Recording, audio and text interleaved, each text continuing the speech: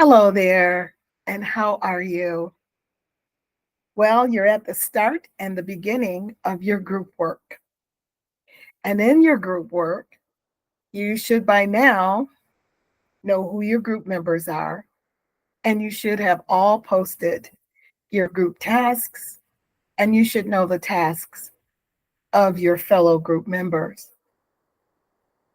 So, as we go into this holiday week, I wish you all a wonderful holiday. 4th of July falls on a Thursday. So therefore, some of you may have Thursday, Friday, Saturday, Sunday off from work, which is a very nice long holiday. So continue on with your group work. And I just want to take a few moments and go over some of the topics that you've been learning up to this point. And one in particular is, of course, Chapter 3. Chapter 3 is all about conflict, culture, and your relationships. And that's something that you've been exploring. You've also been exploring nonverbal communications.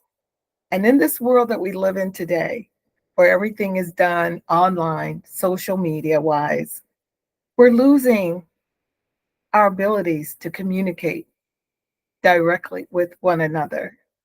And that is one of the reasons why I chose to have you guys give me your pictures as well as a video of yourself discussing your contributions in your group project.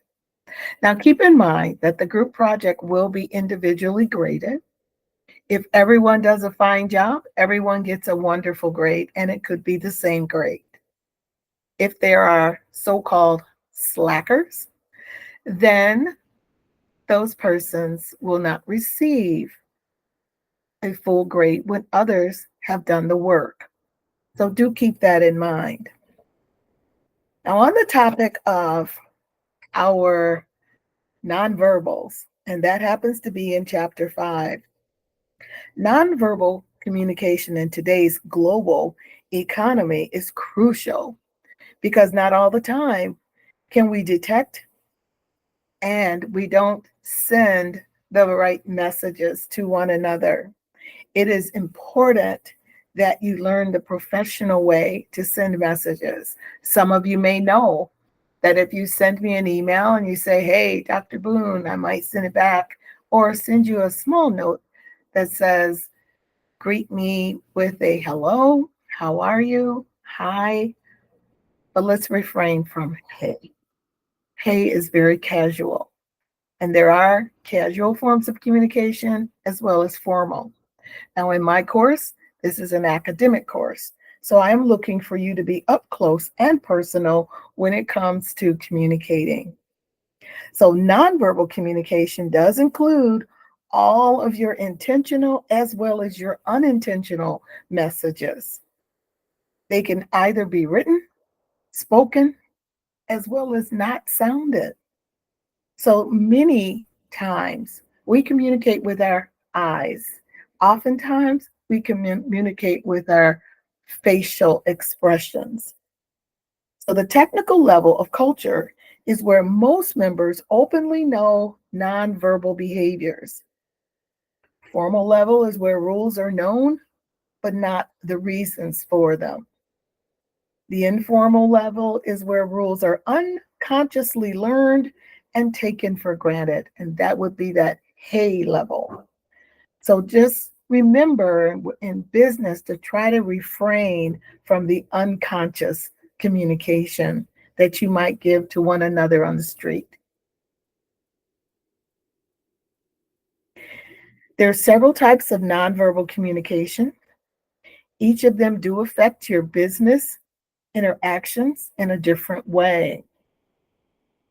Your face is responsible for your nonverbal messages, with the eyes being the most expressive. Eye contact shows interest, signals participation, controls, and persuades others.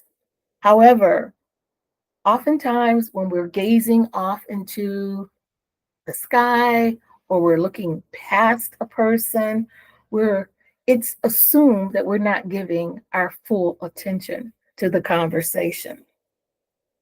People often use body movements and gestures in conversations. Body movements and gestures are closely tied to culture. They can be categorized into emblems, illustrations, regulators, and adaptors. In some cultures, the head is nodded in a yes manner when in fact it means no. Touch is another culturally nonverbal cue. Some cultures do not expect you to touch them. Most greetings involve touch, with a handshake becoming a universal business greeting, though some cultures have different customs. And when you're doing your final project, some of you may decide to show those gestures because if an American is going to another country to do business, it's important that they learn what these nonverbal cues are. And you may decide to share them in the video that you choose. Keep in mind that our clothing and our personal appearance can convey status, credibility, persuasiveness. Appropriate attire is key. So do always remember dark colors, suit jackets often signify authority. Casual dress can present challenges, but most companies have dress codes ranging from casual to business. And what I suggest is that you take a look at the website of a company prior to going to this company, especially if it's a new job, an interview. Take a look at the website and see what the people are wearing. Are they wearing uniforms? Are they dressed in a formal manner or in a non formal manner? Now, various office environments do have different colors, they show colors, and some show different lighting and layouts. Physical environments also communicate non verbally. So, do keep in mind colors, lighting, room size, ergonomics, all of that influences communication. High status offices, which are offices that have carry symbols with them, office location, like a corner office, the size of the office, furniture in the office.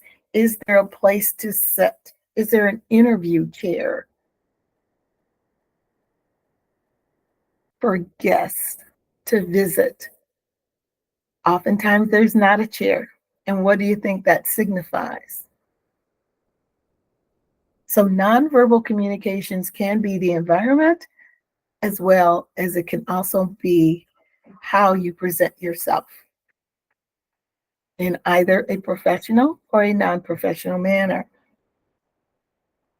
Also, keep in mind employees from different cultures who work together are going to also look for certain expectations.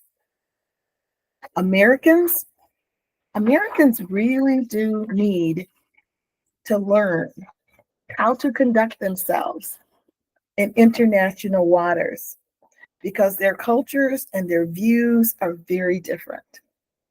So it is important to do the research prior to going over to another country.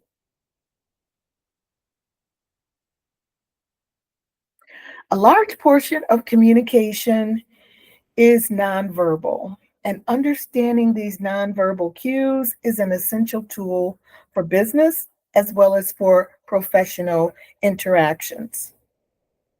Use caution when interpreting others' nonverbal cues. Continuously work on improving your nonverbal communication skills. Pay attention to what Hamilton and Kroll says in our textbook about nonverbal cues.